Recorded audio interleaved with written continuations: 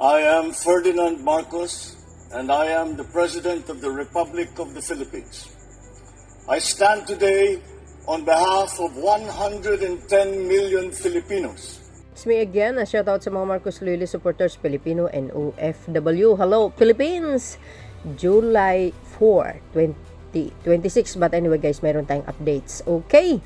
Nako, alam po natin ito si Mau Aplaska, no? Ito ay kamista yata ni Senator Bato, no, na kung saan isa sa mga issue ay pagpapaputok ng baril, no, nung time na si Bato ay tumakas, no?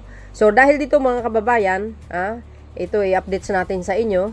Shout out po sa inyo diyan na nanonood sa akin. Maraming salamat guys sa inyong support, no? Especially to sa mga pag-support nyo sa ating mahal na Pangulong Marcos Jr. Ito si Aplaska, hindi na tayo magtataka pag mayroong may rally uli ang DDS, sasama siya, no? So ito po ang balita ngayon, ano?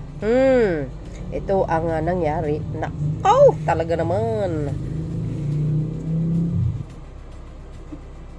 Sabi po guys dito ng PTV4 News Update, tinanggal na ng Office of the Ombudsman si Acting Senate Sergeant Arms mula sa kanyang pwesto ayon kay Ombudsman Jesus Crispin Remulla. Sabi ni Ombudsman Remulla nung Monday, napirmahan ko na yung dismissal ni Mau Aplaska from the service. Well, sa ganitong updates natin guys, hindi na po tayo magtataka kung ang DDS magre-react. Di ba? Sasabihin selective justice na naman. Pinipili sila. Sabi naman ng isang senadora, iniisa-isa na raw sila. Kasalanan nyo. Kasi gumawa kayo ng katarantaduhan Kaya, ayan. So, I think, ito si Mr. Aplaska, mga kababayan. Hindi naman po basta-bastang i-dismiss ito kung walang nakitang grounds, no? Siyempre, mayroon. Diagdag niya, we will come out. Ilalabas namin ang desisyon, i-reveal namin ang desisyon para makita ng tao. Mahirap magpaliwanag, basta makita nila, basahin nila, ayun. Kaya intayin po natin yung sinabi ni Ombudsman Remulla. Itong kaukulang ipapakita nila sa social media. Alam nyo naman mga kababayan, sa mga side ni mga DDS, di ba? Sasabihin nila ginigipit ang mga kaalyado ni Sara Duterte.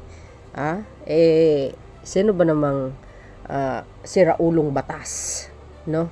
Nasampahan mo isang tao na walang kasalanan. Of course, mayroon, 'di ba? Ika nga, batas po ang umiiral ngayon sa Marcos administration. Kaya nga lahat na po ng nangyayari at na yung mga nasasampahan ng kaso na dumidikit sa Duterte, kasalanan po ni PBBM. Iyan ang mga naratibo nila O, 'di ba? Pero of course, only DDS can accusing the currently administration. Yun naman talaga. Basta pag antay ka, tama man ang ginagawa ng nakaupo sa Malacanang, mali pa rin. 'Di ba? Patay mali, deadma sila. Kahit sabihin mo social media nakikita yung magandang gawa ng pangulo, nako. Patay mali pa rin, masama pa rin. Pero kumusta naman ang puon nila? Walang nagawa kundi lakwatsera. 'Di ba? Una nang sinuspindi ng ombudsman si Aplaska sa kanyang pwesto ng 6 na buwan nang walang sahod. OM Patay tayo dito, guys. Walang sahod. Ito ay kaugnay ng nangyayari shooting incident sa Senado na kalaunan ay sinundan ng pag-alis ni Senator Bato de la Rosa na may warrant of arrest mula sa International Criminal Court. Sabi nila, wala, tinakasan ng gobyerno, tumakas na si Bato, hindi na siya makagilap. Yan ang akala nyo. Sa tingin nyo kaya, tahimik ang mga tumutugis? Doon po kayo nagkamali. Wala bang pwedeng mautusan tulad ng spy, secret agents, o CIA? Naks naman. Correct me if I'm wrong, guys. So, ayan, sabi po ng PTV4, oh my gosh, ayan na nga ang sinabi natin. Abangan po natin ang mga susunod na kaganapan sa mga nangyari sa bansang Pilipinas. Ayan. Ito, ang mga nagko-comment ng mga DDS, bumabanat na naman sa social media. Ayan,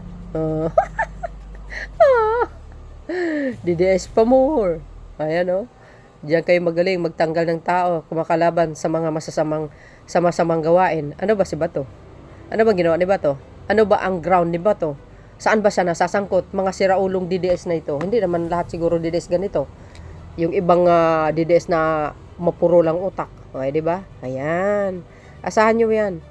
Ha? O, huwag kang mag-alala. Alaga ka ng malita. Sabi sa'yo lahat po ng akusa ng mga DDS, yan po ay gawain ng kanilang sinasamba.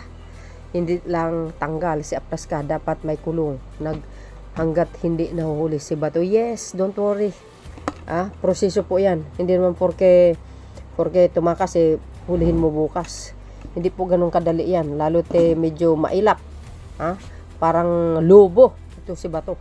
Ang mga kapaligiran yan, talaga naman high arms yan guys. Mga eksperto, mga naawul. It's only my base sa aking analisa. Yes, CQ na feeling mas powerful pa sa NBI. Agay.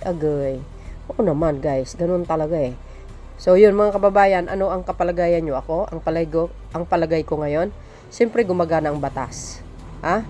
Ang Marcos administration walang sinasanto kahit sino. Pag nagkasala sa batas, siguradong utas. Thank you guys for watching. See you again on my next upload. Follow me and likes. Bye and babus. God bless Philippines. Bye everyone. There's more.